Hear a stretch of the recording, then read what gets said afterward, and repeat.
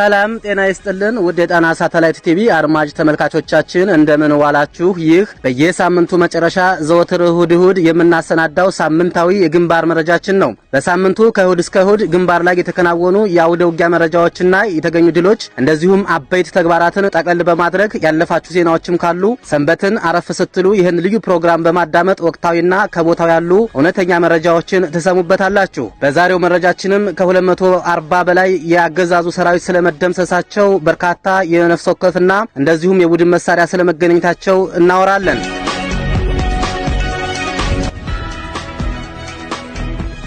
ወደ ሰሞኑ ሳምንታዊ የግንባር ሪፖርት ስንመለስ በሳምንቱ ውስጥ ፋኖ ታላላቅ አበይት ተግባራቶችን የፈጸመበት የአንድነቱ ፍሬ አፍርቶ መለቀም የጀመረበት የሰሜኑ ውጥረት በቃላት ወሮራና አልፎ አልፎም የከባድ መሳሪያ ወሮራ የነበረበት ነበር። በአማራ ክልል የፋኖ እንቅስቃሴ የውጊያ ኦፕሬሽኖችን መስራት ላይ ሳይሆን የአንድነቱ ውይይቶችን ማጠናከር፣ የሰራዊት ብወዛ መስራት፣ ከ2000 በላይ ከሁሉም ግዛቶች የተውጣጡ ኮማንዶዎችን ማስመረቅ፣ በስቦ ማስከዳት፣ ያገዛዙን ወታደራዊና ቁሳዊ ሀብት ማሳሳት ላይ ያተኮረ ሳምንት ቢሆንም አገዛዙ ምርጫን በአካባቢው አሳካለሁ በሚል በራሱ ቅጄት በራሱ ኦፕሬሽን ወደ ፋኖ ቀጠና በመግባት ከባድ ሰብአዊና ቁሳዊ ኪሳራ የደረሰበት ሳምንት ነበር። በሳምንቱ አገዛዙ ራሱ በሰራቸው ኦፕሬሽኖች ከ240 በላይ ሰራዊቱ ሲደመሰስ 55 በላይ ቁስለኛ ሲሆን 21ዱ ደግሞ በፋኖ ኃይሎች ተማርኳል። 3 ብሬንና 1 ስናይፐር የቡድን መሳሪያዎች ሲገኙ 65 የነፍስ ወከፍ መሳሪያ ተማርኳል። ለመቁጠር የማያስችል በርካታ ተተኳሽም ወደ ፋኖ ካዝና መግባቱ ታውቋል።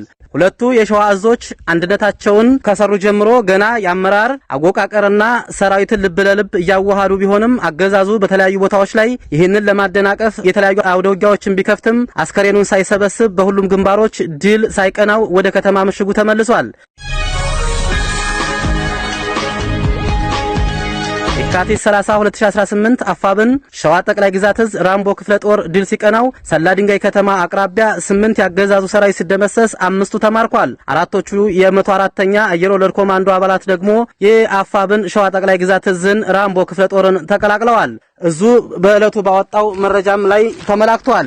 መጋቢት 3 ቀንም ያጼ ዳዊት ክፍለ ጦር ቀስተ ንህብ ሻለቃን የተቀላቀሉ ያገዛዙ ጥምር ጦር አባላት 4 ሲሆኑ በእለቱ ያገዛዙ ጦር ፋኖን ለማጥቃት ቢንቀሳቀስም በርካታ ቁስለኛና ሙቱን ይዞ መመለሱን በግንባር መረጃው ላይ ተመላክቷል። አፋብን ደቡብ አማራ ቀጠና አሳምነው እዝ በበኩሉ አጼ ዘራ ያዕቆብ ኮር 2ኛ ኮር 7 ለ7 ክፍለ ጦር በኩል በዚሁ ሳምንት መጀመሪያ ላይ ድል ሲያስመዘግብ 1 ስናይፐር 2 ጥርጥር ክላሽ ኤፍራታና ግድም ወረዳ ሰራምቦ ቀበሌ ላይ መማረክ ሲችል በርካታ ያገዛዙ አየር ወለድ ኮማንዶ አስከሬንንም ህዝቡ እያነሳ መቅበሩን ኮሩ ባወጣው መረጃ ላይ አመላክቷል። ዛሬን ጨምሮ ለከታታይ 3 ቀናት በአንኮበር ወረዳ ያገዛዙም ከባድ ኪሳራ ደርሶበታል። 3 ቀን በቆየው ትንቅንቅ ያገዛዙ ሰራዊት በአንኮበር ወረዳ ወደ ድራፎ መንቀሳቀስ ቢያስብም ቁንዲት በተባለ ቦታ ላይ በመሐመድ ቢሆነኝ ኮር ጣይቱ ክፍለ ጦርና በአካባቢው አባት አርበኞች መደምሰሱን እና ጥቃት የደረሰበት መሆኑ የታወቀ ሲሆን ከ10 በላይ ያገዛዙ ጦር ሲደመሰስ በርካቶች ቁስለኛ ሆነው መመለሳቸውን ኮሩ ባወጣው የግንባር መረጃ ላይ አስታውቋል። ወደ ወሎ ስናመራ ሳምንቱን በወሎ ቤት አማራም ይሄው ያደረጃጀትና የቅድመ ዝግጅት ስራ እየተሰራ ቢሆንም ያገዛዙ ጦር አሻፈረኝ ብሎ በገባባቸው የፋኖ ቀጠናዎች ሁሉ ከ91 በላይ የታወቀ መረጃ ያገዛዙ ጦር ሲደመሰስ 1 ብሬንና 15 ክላሽንኮቭ እንደዚሁም 15 የእጅ ቦምብና በርካታ ተተኳሽ የተገኘበት የመልሶ ማጥቃት ስራ የተሰራበት ሳምንት ነበር። በሰሜን ወሎ መቄት ወረዳ ላይ አግራት በተባለ ቦታ ላይ መጋቢት 2 ቀን የሚኒሊክ ዕዝ 106ኛ ኮርና 303ኛ ኮር የተውጣጡ ሻለቆች ከጎንደር ጠቅላይ ግዛት እዝ 206ኛ ኮር ተወርዋሪ ክፍለ ጦር በጋራ በመሆን ነበረ። በእለቱም ከ60 በላይ ጥላት ሲደመሰስ 11 ክላሽንኮቭ መሳሪያ 15 የእጅ ቦምብና በርካታ ተተኳሽ ተገኝቶበታል። ሌላው አውደ ውጊያ በዚሁ በወሎ ቤት አማራ በምዕራብ ወሎ ግንባር ወግድ ላይ በትናንትናው ዕለት ቅዳሜ ዕለት በመብረቁ ክፍለ ጦር የተገኘ ድል ሲሆን የአንድ ሻምበል ያገዛዙ ጦር ሲበተን ከ10 በላይ የተደመሰሰበት 1 ብሬንና 4 ክላሽንኮቭ የተማረከበት የአውደ ውጊያም ነበረ።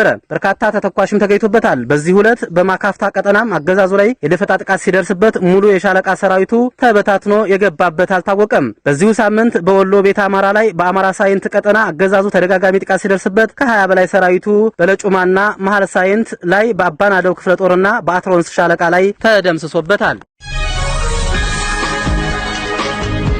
በጎንደር ቀጠናም አገዛዙ ከባድ ኪሳራ ደርሶበታል። በጎንደር ወሩ ሙሉ በቀጠለው አስደናቂው ድል ሰፊው የፋኖ ቀጠና ተመስርቷል። በርካታ የወረዳ ከተሞች ገብቶ መውጣት ሳይሆን የፋኖ መቀመጫም ከሆኑ ሰነባብተዋል። ሁለቱም እዞች የሚያደርጓቸው ተጋድሎች ተጠናክረው ቀጥለዋል። የአንድነት ጉዞም ከዕለት ወደ ዕለት ጠንክሯል። በዚሁ ሳምንትም አፋብን ጎንደር ጠቅላይ ግዛት እዝ 206ኛ ኮር በወሎ ከወሎ ሚኒሊክ እዝ ጋራ በመቄት ካደረገው ተጋድሎ በተጨማሪም አፋብን ጎንደር ጠቅላይ ግዛት እዝ በጌምድር ክፍለ ጦርና አጼዎቹ ክፍለ ጦር መጋቢት 3 ቀን እና መጋቢት 4 ቀን በማዕከላዊ ጎንደር ምስራቅ ደንቢያ ወረዳ ሮቢት ከተማና በአጎራባች ቀበሌዎች በነበረው ከባድ አውደውጊያ ምሽጎችን በመስበር ከ10 በላይ ያገዛዙ ጦር ሲማረክ ከ15 በላይ አስከሬን ማንሳታቸውንም ገልጸዋል። አገዛዙ በርካታ ሙትና ቁስለኛውን ማንሳቱንም እዙ አስታውቋል።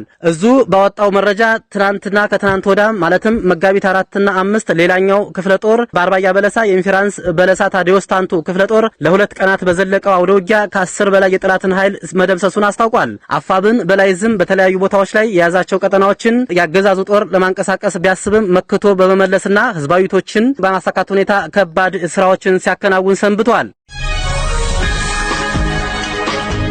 በጎጃም ቀጠና የአፋብን ቴዎድሮስ እዝ በርካታ ድሎችን አስመዝግቧል። በየካቲት 30 ቀን የአፋብን ዘመቻ መሪ አርበኛ ባዩ አለባቸው በመራው የሸበል በረንታው አውደውጊያ ከፍተኛ ድል የተመዘገበበትም ነበር። በአውደውጊያው የሸዋው አሳምነው እዝ አጼ ዘርዓ ያዕቆብ ኮር ናደው ክፍለ ጦርም ተሳትፎበታል። በአውደውጊያው 28 ያገዛዙ ሰራዊት ሲደመሰስ 13 ቁስለኛ እንደዚሁም አገዛዙ በመርፍና በዙ 23 በመደብደብ የተለመደውን የንጹሃንን ሞት ማስከተሉን አፋብን ቴዎድሮስ እዝ በግንባር መረጃው ላይ አመላክቷል። መጋቢት 4 ደግሞ የአፋብን ቴዎድሮስ እዝ 109ኛ ኮር 77ኛ ክፍለ ጦር ጂጋ ከተማ ላይ ባደረጉት አውደውጊያ 39 የነፍስ ወከፍ መሳሪያ ሲማረክ ከ80 በላይ ያገዛዙ ጥምር ጦር መደምሰሱን የእዙ የህዝብ ግንኙነት መምሪያ በግንባር መረጃው ላይ ገልጿል። በዛሬው ዕለት ደግሞ በአማኑኤል ከተማና በደንበጫ ከተማ መነሻውን አድርጎ ወደ አምቡሊ ወደ ተባለች ከተማ እንቀሳቀስ የነበረው ያገዛዙ ሰራዊት ክፉኛ ተመቶም መመለሱም ታውቋል። ከ3 በላይ የአምቡላንስ አስከሬኑንም አገዛዙ እያመላለሰ መሆኑን ከቦታው የደረሰን መረጃ ያመላክታል።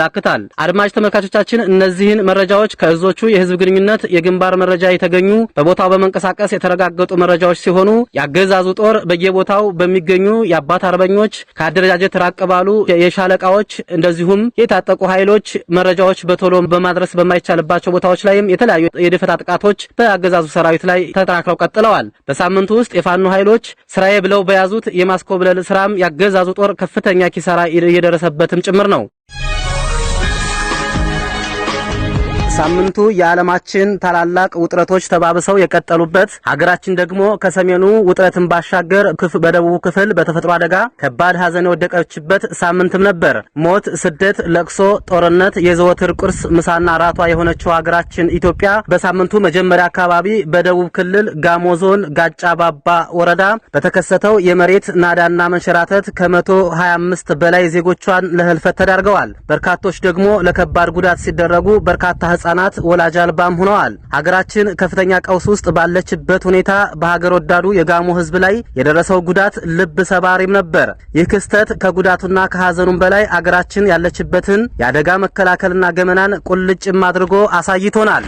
አባት ወንድሟን ልጇን ከመሬት በታች አፈር ተደፍቶባቸው ብቻዋን አፈር ስትቆፍር ድንጋይ ስታንከባልል የነበረች እናት የብዙሃንን ልብ ሰብራለች። በርካቶች ሀዘን ላይ ከመቀመጥ ይልቅ ሀዘናቸውን ዋጥ አድርገው ቤተሰቦቻቸውን ፍለጋ በአካፋ በደማ በሌሎችም በቤት ዕቃዎች ብቻ መሬትን ሲጭሩ ግንድ ሲያንከባልሉ እንደማየት ልብ ሰባሪ ነገር የለም። በአሳፋሪ ደረጃ ያለችው ሀገራችን እንኳንም ያደጋ ጊዜ ነፍስ አድን ቡድንና ማቴሪያል ሊኖራት ቀርቶ አጎራባች ህዝቦችን አስተባብሮ ከሞት የተረፉትን ሀዘናቸውን ቁጭ ብለው ሀዘናቸውን እንዳወጡ እንኳን ተደረጉም። ብቻቸውን ከተፈጥሮ አደጋ ጋር ተጋፍጠዋል። ይህንን የሀገራችንን ገመናም ጭምር ያጋለጠው የተፈጥሮ አደጋን የሀገሪቱ ሚኒስተሮች ጠቅላይ ሚኒስተር አብይ አህመድን ጨምሮ ያዞንባቸውን በማንባት ጥቁር ለብሶ ፎቶ በመነሳት ለፖለቲካ ትርፍ ማዋያ ከማድረግ ውጭ እና የአጀንዳ ትርፍ ለማምጣት ከመጠቀም ውጭ ለተጎጂዎች ያደረጉላቸው ነገር ምንም ነገር አልተስተዋለም። ለጋሞ ህዝብ እና ለተጎጂዎችም የጣና ሳተላይት ቴሌቪዥን ስም መጽናናትን እንመኛለን።